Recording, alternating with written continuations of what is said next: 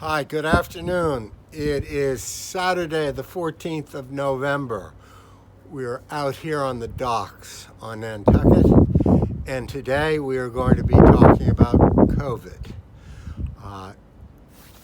It's going to be a kind of a sliding scale from very practical advice at the beginning, sliding toward more theoretical and tying in politics with COVID policy, COVID, etc.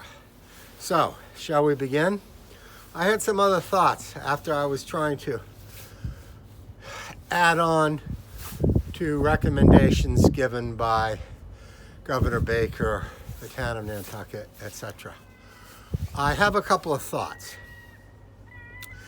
I think it would be advisable for anybody, really anyone, to have their vitamin D levels checked. What some may not know is if you have a deficiency in vitamin D, it affects your immune response overall.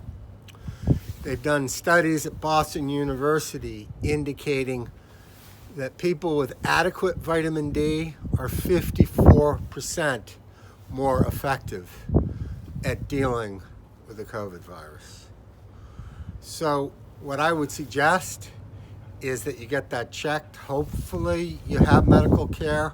I don't know what will happen if you don't have insurance and you go in. Of course they should give it to you for free. The way that it works is it's very easy to be deficient during the winter in the Northern Hemisphere. And you'd be surprised, it's not just here. Unless you live north of Florida or south of Florida, you can be deficient. You can live in Georgia or South Carolina and be deficient. So it's I think, critical that you make sure that that is okay.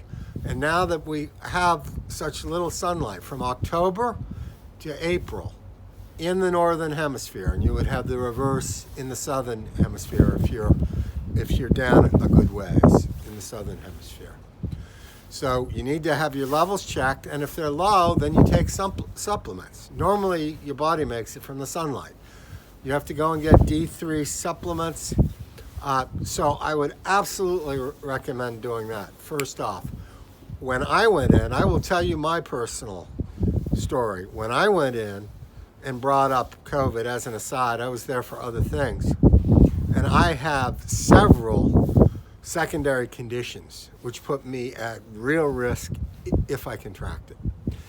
The first thing my doctors did was check my vitamin D level.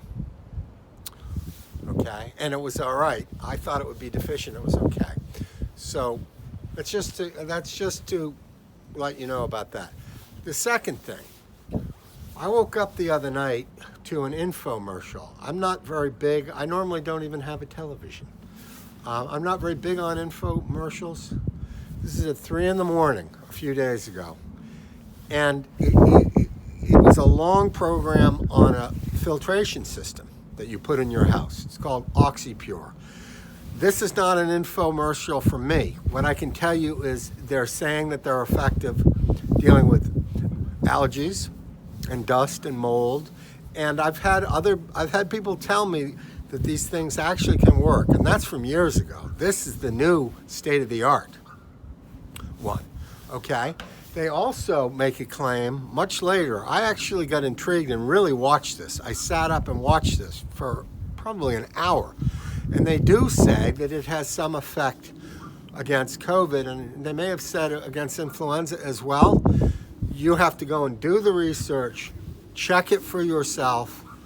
I will say it does look very interesting with allergies, and if I have another apartment or a house, I will probably look into this very carefully. And what I could also add is that the one that they were talking about, these units were pretty large and not really expensive, but for some people it would certainly be an issue.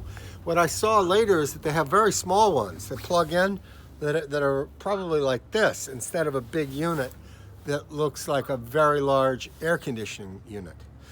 That's the second thing. So if you're interested, please go and explore that, but do the research. Okay, The third thing is, what of course I could have added is everybody needs to wear a mask. We know that.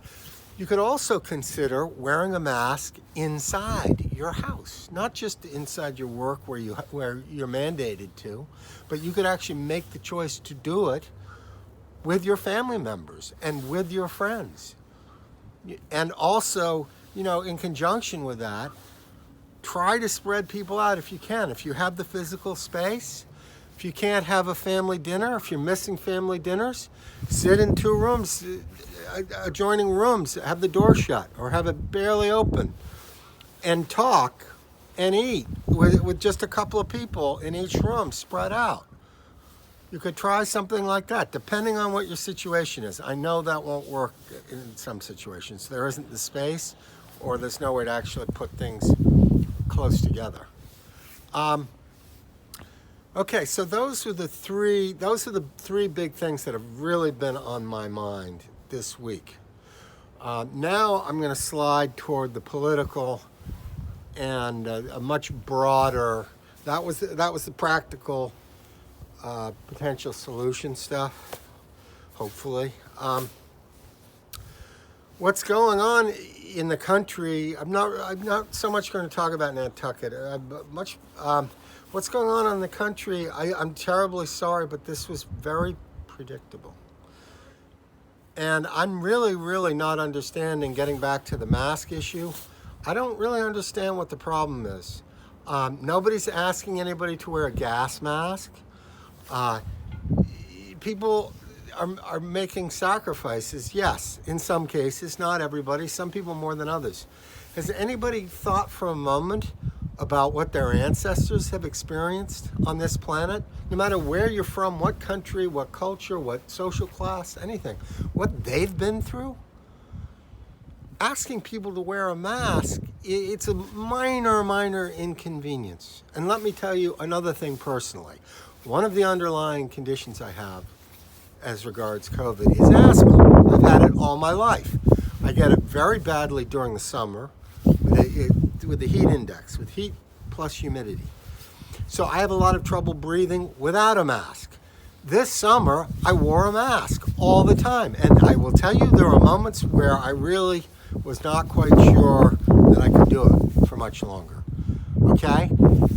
If I can wear a mask, other people can wear a mask. And by the way, there are plenty of people who are in far worse shape than I'm in who wear masks. There's absolutely no excuse. And if this is an ideological thing having to do with conspiracy theories, I mentioned it a little bit in my frustration out at the Nobodere Beach with libertarians. The idea that people are trying to, this is world control of the population. If you really believe that, go and look at the pictures from the Spanish flu. Go and look at people wearing masks all over the place. I don't know if people understand, in some cases, what a public health epidemic is. It's like being in a war situation. And people have to make really intense sacrifices. I've already talked about being disciplined and selfless. People have to stop, if you'll excuse me, whining and whinging. There is a lot of that in this culture. What we need is for the federal government and the states to float everybody and get all the business owners through this and their employees through this. And people have got to stop complaining. And I will tell you, it's going to be very sad. It's already happening. Watch what's happening in some of these states where people let it rip and where they have this laissez-faire ideology. Look at what's happening in the hospitals. Look at what's at the front lines. And by the way, I need to go to this. I was going to do this in another video, but it's very important to do this right now. Speaking of the front lines, we have soldiers all over this country. They're called doctors and nurses and EMTs and police officers and firefighters who are risking their lives. We've gone right back to the spring. It may be even worse. At least we now have a lot more medical knowledge. We can protect people better. But it's absolute triage. And by the way, things could get a lot worse if people don't reform their behavior. We know that it's going to be bad from here on to the end of the year. We've gone from 100,000 cases per day for a week to 150 to 180. We've almost doubled it. Okay, and we're going to see hospitalizations everywhere and then deaths following. This can keep going up and up and up and up, and it could go from being really, really bad, really horrible, to utterly cataclysmic. It is imperative that people really spend time looking at human history and look around the world.